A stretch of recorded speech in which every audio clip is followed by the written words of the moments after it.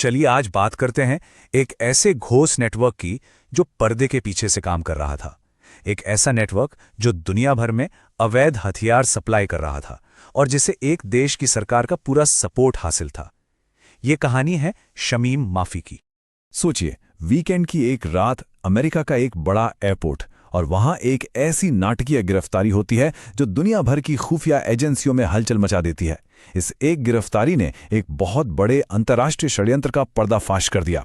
तो इस पूरे मामले को समझने के लिए हम सबसे पहले उस गिरफ्तारी को देखेंगे, फिर जानेंगे कि ये शमीम माफिया आखिर थी कौन। इसके बाद उसके नेटवर्क के जटिल जाल को समझेंगे और आखिर में देखेंगे कि इस पूरे शैडो ऑपरेशन के पीछे कौन सी बड़ी ताकतें थीं।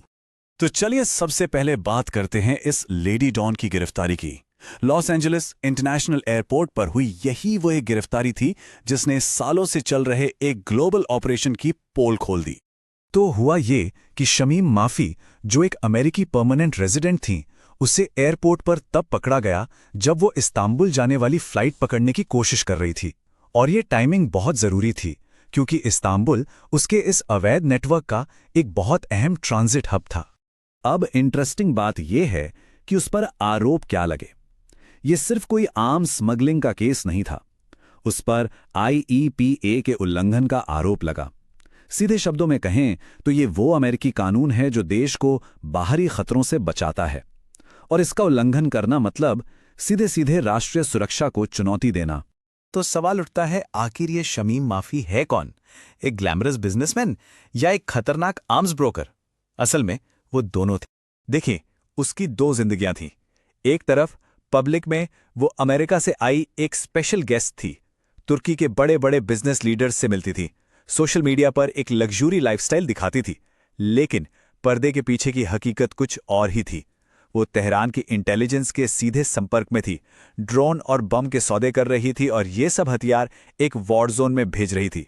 उसकी कहानी 2016 में शुरू होती है जब उसे अमेरिका का परमानेंट रेजिडेंसी मिला। फिर 2020 में एक बड़ा मोड़ आता है। ईरानी सरकार उसकी पुश्तैनी जायदाद जब्त कर लेती है और इसी का फायदा उठाकर उसे अपने लिए काम करने पर मजबूर करती है। नवंबर 2023 तक वो तुर्की में एक हाई प्रोफाइल बिजनेस लीडर बनकर घूम रही थी और फिर अप्रैल 2026 में FBI ने उसे पकड़ लिया। अब देखते हैं कि ये पूरा नेटवर्क, ये जाल बिछाया कैसे गया था। कैसे ये लोग फ्रंट कंपनियों और अलग अलग रास्तों का इस्तेमाल करके खुफिया एजेंसियों की नज़रों से बच रहे थे। इस पूरे ऑपरेशन का सेंटर पॉइंट थी ओमान में रजिस्टर्ड एक front company, Atlas international business. Oman को इसलिए चुना गया क्योंकि वो एक न्यूट्रल देश है, तो वहां एक कंपनी बनाकर जो बाहर से बिल्कुल लेजिटिमेट लगे, ये लोग अपना पूरा फाइनेंशियल और लॉजिस्टिकल काम संभाल रहे थे। तो ये पूरा सौदा होता कैसे था? देखिए, सबसे पहले सूडान का रक्षा मंत्रालय हथियारों का ऑर्डर देता था। फिर तेहरान से खुफिया अधिकारी माफी को ये डील करने का निर्देश देते थे। पैसा ओमान वाली फ्रंट कंपनी के जरिए रूट किया जाता था और हथियार सीधे नहीं बल्कि तुर्की और UAE जैसे देशों से घुमाकर भेजे जाते थे। मकसद साफ था, मनी ट्रेल और हथियारों के रास्ते दोनों को इतना उलझा दो कि कोई पकड़ ही ना पाए। अब बात करते हैं कि आखिर वो कौन से हथियार थे जिनकी तस्करी हो रही थी और वो किस खतरनाक जगह पर भेजे जा रहे थे। ये कोई मामूली हथियार नहीं थे। लिस्ट देखिए। मुहाजिर 6 ड्रोन जो जासूसी और हमला दोनों कर सकते हैं, 55,000 बम फ्यूज, लाखों राउंड गोलियां। मतलब ये वो सामान था जो किसी भी जंग का पासा पलट सकता था।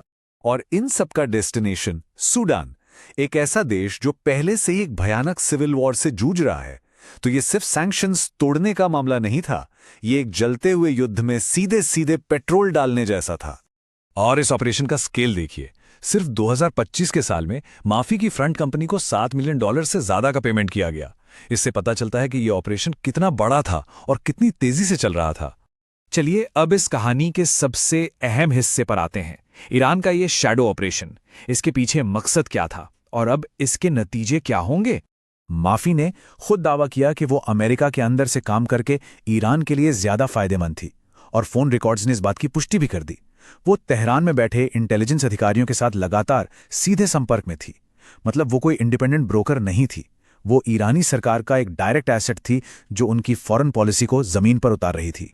और अगर वो दोषी पाई जाती है तो उसे 20 साल तक की सजा हो सकती है। ये सजा ही अपने आप में बताती है कि अमेरिकी अथॉरिटीज इस जुर्म को कितना संगीन मानती हैं। ये उनकी नज़र में नेशनल सिक्योरिटी पर एक सीधा हमला है। तो इस पूरे केस से हमें क्या सीखने को मिलता है? यही कि कैसे एक बिल्कुल सामान्य लेजिटिमेट प्रोफेशनल दिखने वाले इंसान को एक देश, एक स्टेट एक्टर अपने खतरनाक हथियार नेटवर्क को चलाने के लिए इस्तेमाल कर सकता है। एक ऐसा नेटवर्क जिसने एक दूसरे देश में चल रही जंग को और हवा दी। तो ये केस तो एक नेटवर्क का पर्दाफाश करता है, लेकिन सोचने वाली बात यह है कि ऐसे और कितने नेटवर्क हैं जो अभी भी परछाई में छिपकर काम कर रहे हैं। और इंटेलिजेंस कम्युनिटी के लिए सबसे बड़ा चैलेंज यही है कि वो अगली शमी माफी को कैसे ढूंढेंगे।